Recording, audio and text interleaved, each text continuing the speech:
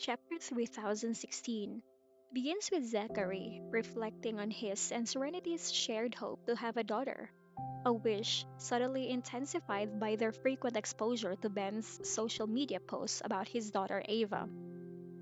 Ben, a proud father, regularly shares photos and videos of Ava, who is described as an increasingly adorable and smart looking child. The Johnson family in Annenberg is very protective of Ava, keeping her out of the public eye. Yet, Ben's private social media posts are visible to Zachary because of Serenity's close friendship with Jane.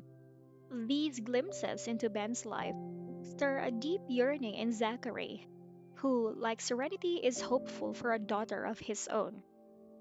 This desire is not just personal, but also reflects the broader family expectations. Even Tanya, Zachary's mother, who is not a believer in Buddhism, has taken to secretly visiting temples with Liam to pray for Serenity to give birth to a daughter. After a quiet breakfast, Zachary and Serenity decide to rest for a bit before heading back to Wild Ridge Manor, the family villa. This decision aligns with their weekend plans to relax and spend time with their loved ones. As they prepare to leave, the narrative shifts focus to Callum and Cameron, who are back at the villa and in the midst of preparations for an upcoming banquet.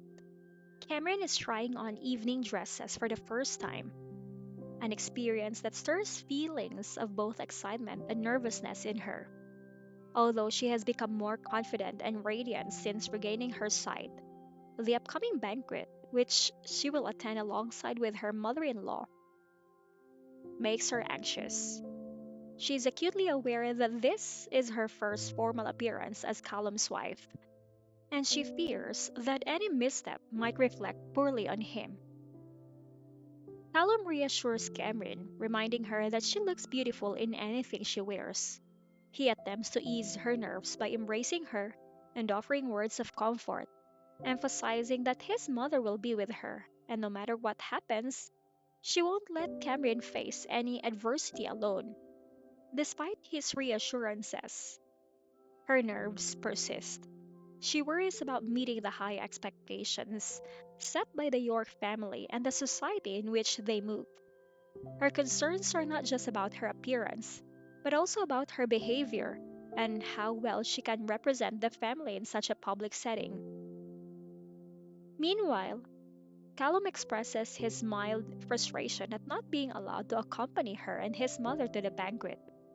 He jokingly suggests that his mother is more interested in showing off her new daughter in law to her friends than in having him around.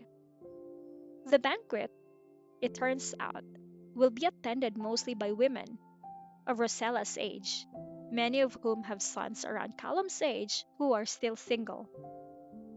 Rosella's pride in her son's marriage is palpable, and Callum, though amused, recognizes the underlying competition among these high society families, where having a married son, especially to someone as capable and beautiful as Cameron, is a point of prestige.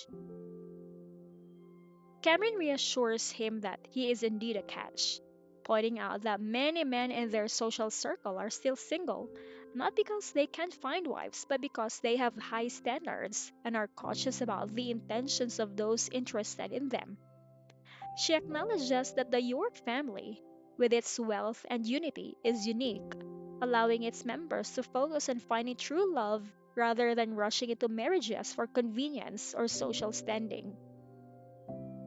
The chapter wraps up with a sense of unity and love within the York family, despite the underlying pressures and expectations that come with their status.